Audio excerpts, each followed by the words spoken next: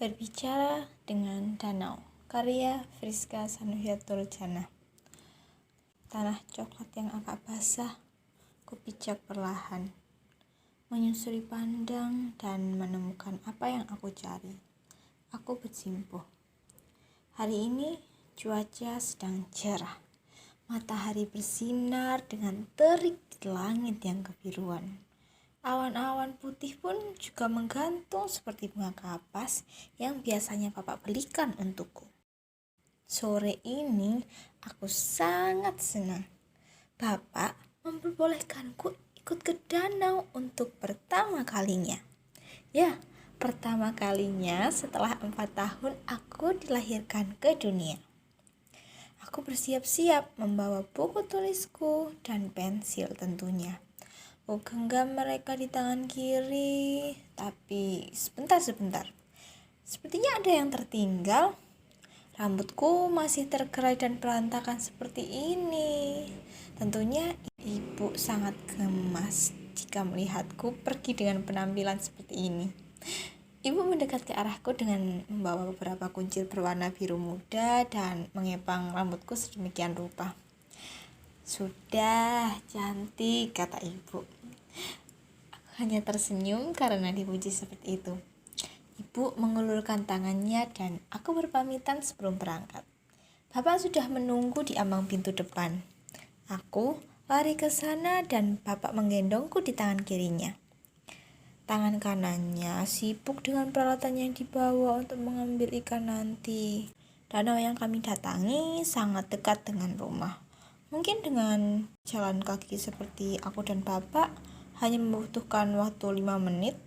Dalam perjalanan yang singkat itu, Bapak bertanya kepadaku, "Bagaimana? Senang mau melihat danau?" kata Bapak. "Sangat senang, Pak," jawabku.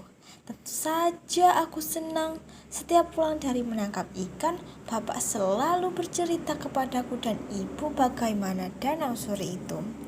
Di dalam bayanganku, danau adalah air yang luas tapi lebih kecil dari laut. Airnya pasti tenang dan damai. Tapi kata Bapak, airnya berbeda dengan air laut. Banyak perahu kecil milik para nelayan yang mengambang di sana. Mungkin langitnya yang berwarna merah muda itu bisa menciptakan siluet di atas air. Ya, lihat, aku dan Bapak sudah sampai di danau." Bapak menurunkanku dari gendongannya. Aku masih menganga melihat danau ini. Begitu cantik dan tidak habis pikir bagaimana Tuhan menciptakannya sedemikian rupa. Satu yang tertinggal ternyata, di danau banyak sekali pengunjungnya.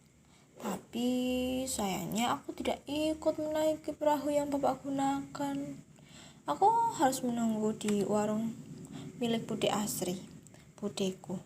Kata Bapak, aku baru boleh ikut ke tengah danau saat umurku 7 tahun nanti. Dari kejauhan, Bapak berjalan membawa ikan di beberapa bubu. Ya, bubu, alat yang digunakan Bapak untuk menangkap ikan.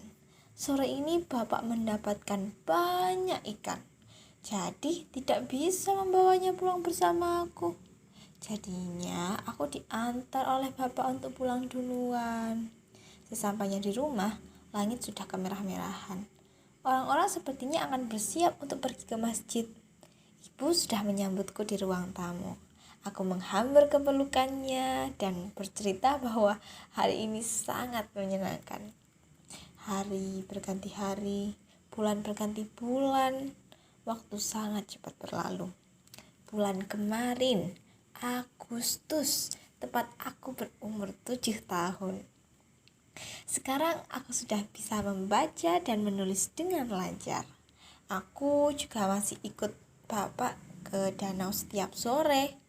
Tapi yang berbeda, sesuai janji Bapak dulu, aku ikut ke tengah danau untuk melihat Bapak menangkap ikan. Sangat asyik bukan? Sore ini di bulan September yang cuacanya tidak menentu, aku berangkat bersama Bapak pergi ke danau. Kali ini aku membawa 2 buku dan 1 pensilku. Yang satu adalah buku tulis dan satunya adalah buku ensiklopedia yang baru diberikan Bapak bulan lalu. Perahu kecil Bapak sudah didayung menjauh dari tepi danau. Kali ini aku sudah bilang ke Bapak bahwa aku hanya ingin duduk saja di sisi danau. Kubuka buku tulis yang kubawa. Sore ini langit tidak menampakkan megah kebiruannya. Awan-awan berhiaskan titik-titik air mulai berkumpul menutup binar kekuningan di langit.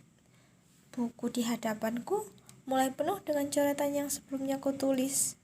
Kugoreskan pensil dan mulai menulis di halaman yang baru. Setelah lama menunggu, Bapak tiba-tiba sampai di hadapanku. Kali ini Bapak hanya membawa satu buku di tangannya. Tapi kata Bapak, tidak apa-apa, kita harus bersyukur. Kemudian kami pulang, makan malam dan tidur. Di tengah malam, aku terbangun mendengar suara ribut di tengah. Tidak seperti biasa, ada banyak orang di rumahku. Mataku masih susah untuk dibuka. Namun, aku bisa mendengar dengan samar-samar seperti ada suara mobil di luar. Pasti ini mobil sedan Pak RT yang baru itu. Keesokan harinya aku bangun. Ini adalah hari terakhir di mana aku harus bersekolah dalam minggu ini. Ya, karena besok sudah hari Minggu. Sepertinya hari ini akan sangat ramai. Karena ada banyak keluarga datang sepertinya. Cepat-cepat aku melipat selimut dan menaruhnya. Dengan sangat percaya diri, aku keluar dari kamar dan melihat banyak keluarga. Ada Budi Asri dan yang lainnya. Tapi aneh, mata mereka seperti merah dan sembab. Seperti sehabis menangis. Aku buka kelambu yang menyambungkan ruang tengah dan ruang tamu. Jantungku seperti berhenti berdetak. Selambu hijau terjulur di ruang tamu. Di dalam selambu itu ada seseorang yang ditutupi seluruh badannya dengan sewek. Ada ibu di sampingnya. Ibu langsung memelukku erat. Ternyata itu Bapak. Pemakaman Bapak berlangsung dengan lancar pagi ini. Rasanya dadaku sangat sesak. Air mataku sudah habis untuk menuangkan kesedihan. Suaraku tidak berhenti sesenggukan. Aku tidak bisa menjelaskan sedih ini. Ibu yang matanya sudah sayu dan tidak berdaya hanya bisa merangkulku dan terus berkata bahwa aku tidak boleh menangis. Tidak boleh menangis. Kedengarannya itu seperti tidak adil ya. Kenapa harus Bapak yang diambil oleh Tuhan? Bagaimana Tuhan Lilis nantinya tanpa Bapak? Tetesan gerimis yang menyadarkanku dari lamunanku. Sudah 16 tahun lamanya Bapak meninggalkan aku dan ibu. Aku mulai beranjak dari makam Bapak dan mungkin setelah ini aku akan pergi ke danau. Danau ini banyak berubah ya. Aku duduk di salah satu kursi di tepinya. Aku membuka buku tulisku dan mulai menulis. Aku ambil nafas panjang dan hari ini adalah hari terakhir aku di sini sebelum mulai kerja lagi. Cita-cita Lilis yang dulu? Tenang. Lilis akan mengambil S2 setelahnya. Lilis akan keluar dari desa lagi. Agak berat untuk meninggalkan ibu, danau, dan Bapak yang ada di sana. Danau, terima kasih ya sudah mendengarkan ceritaku sepanjang tahun, ujarku. Bawangku mulai menjauh dari danau dan aku berjalan pulang untuk beristirahat, menghadapi hari-hari panjang esoknya tanpa Bapak.